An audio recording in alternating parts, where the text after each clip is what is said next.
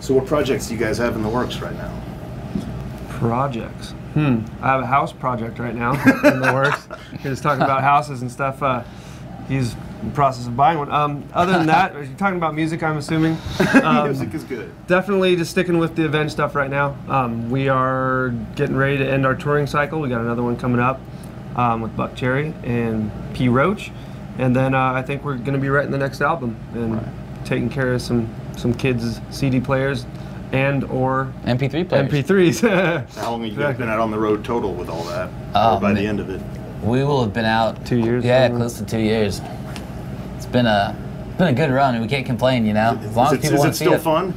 Absolutely. Oh man, it's a blast. As long as kids want to come out, it's fun. All right. Well, on to some guitar stuff. You guys are a ridiculously tight two-guitar team. How do you write parts, both rhythm and lead, to make them kind of lock together that tight?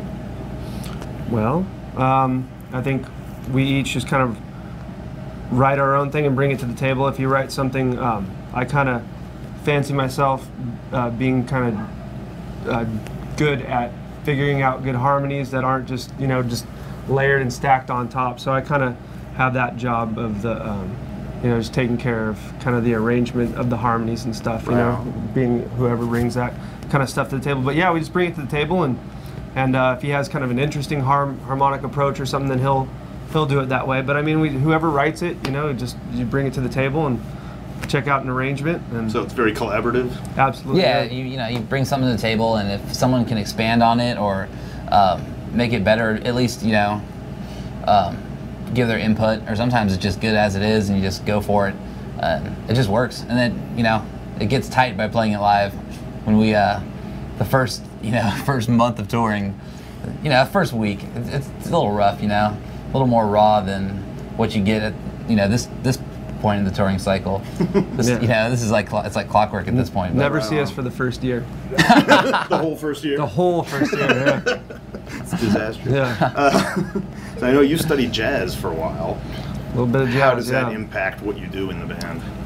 I think melodically, it allowed me to express myself maybe a little bit easier and express, you know, kind of what the rest of the band is kind of trying to do at different times, and approach music in a more I don't know, funky, fresh jam sort of way, you know.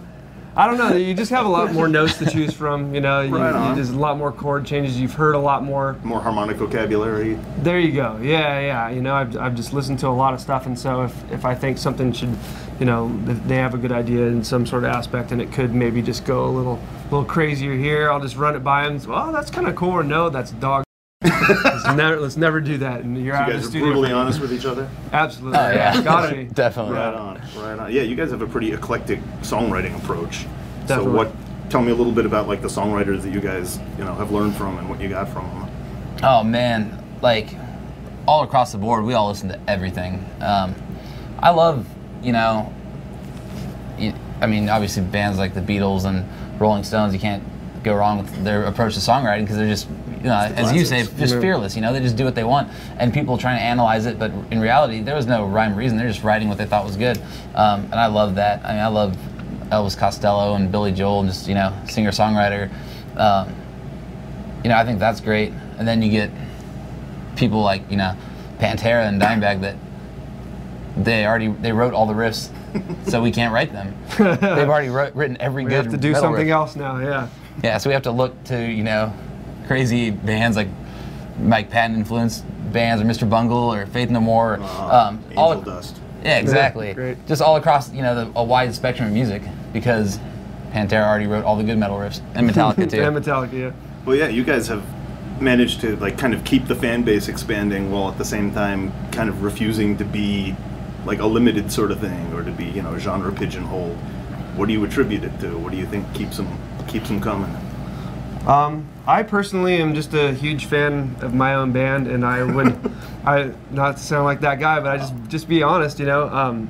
If I were to find music that my band had written when I was 16 years old, I would be very, very excited.